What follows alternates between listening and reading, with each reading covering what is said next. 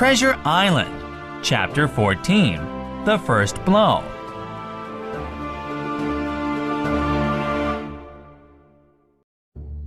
I was happy I'd managed to get away from Long John, so I began to enjoy exploring this strange island. I crossed a marshy area full of willows, cattails, and odd swamp trees, and came out near an open piece of rolling, sandy land. It was about a mile long and dotted with pines, with a great number of twisted trees, similar to oaks, but with paler leaves. On the far side of this open area was one of the hills, showing two rocky peaks that shone vividly in the sun.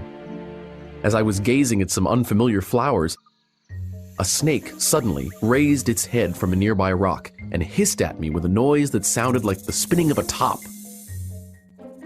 I wonder if that snake is poisonous, I thought, backing away. Later, I would find out that it certainly was, and the sound was its rattle. Eventually, I came to a long thicket of the twisted oak-like trees, which grew low along the sand like rambling bushes. This thicket stretched down from the top of one of the hills and grew taller until it reached the edge of the wide wetland. There, a river made its way to the anchorage, and as the marsh steamed in the strong sun, the outline of Spyglass Hill trembled through the haze. What a strange island, I said to myself. Suddenly, a wild duck flew up with a quack, and then another followed. Soon, a great cloud of birds scattered, screaming and circling in the air. Some of my shipmates must be near, I thought, and I soon heard the distant, low tones of a human voice, and then another voice. They were growing louder. Scared, I crawled under cover of the nearest bush, moments before the speakers paused, and, I supposed, sat down. The birds grew quiet and settled again to their places in the swamp. I crawled steadily but slowly on all fours toward the speakers until, at last, I raised my head. I could see between the trees all the way down into a little green clearing beside the marsh. Long John Silver stood there with the sun beating down on him, conversing with another man. "Tim Cooper," he said, "it's because I like you that I'm warning you.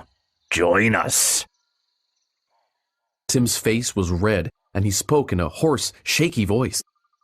"Silver," he replied, "you have a good reputation, and money too, which lots of sailors don't. So why are you going along with those swabs? I'd sooner die than turn against my captain." An honest man, I thought. Then, suddenly, from far out in the marsh, a cry of anger rang out.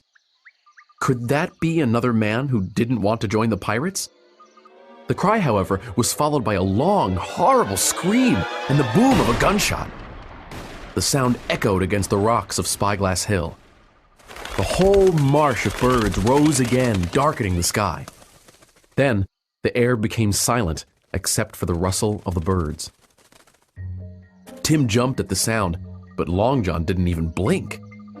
He stood where he was, resting lightly on his crutch, looking like a snake about to strike. "John," Tim said, stretching out his hand. "please don't do this." "Don't touch me," roared Long John, leaping back with the speed of a trained gymnast.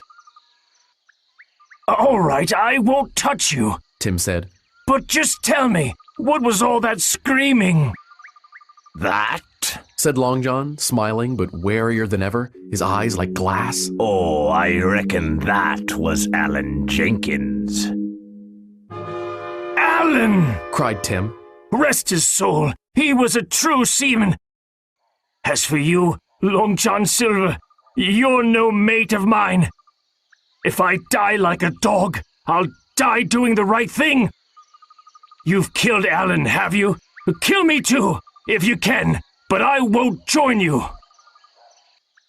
Then the brave fellow turned his back and started walking toward the beach, but he did not go far. With a cry, Long John seized a broken tree branch to steady himself, and then hurled his crutch like a missile at poor Tim Cooper's back.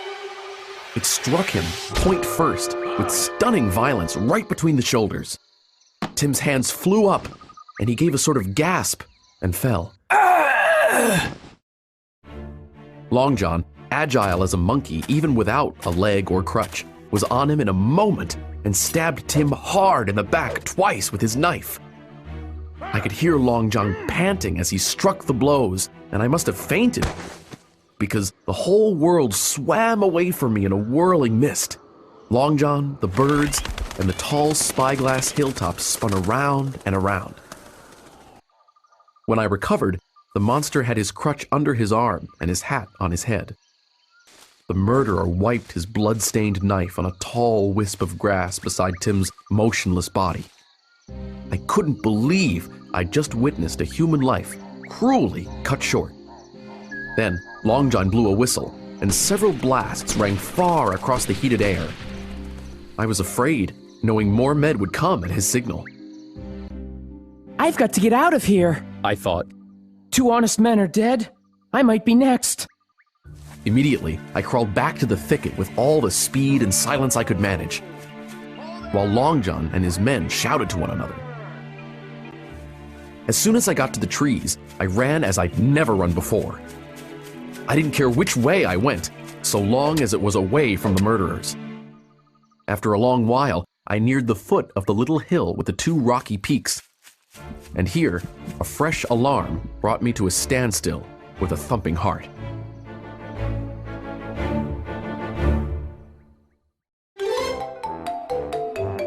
Little Fox.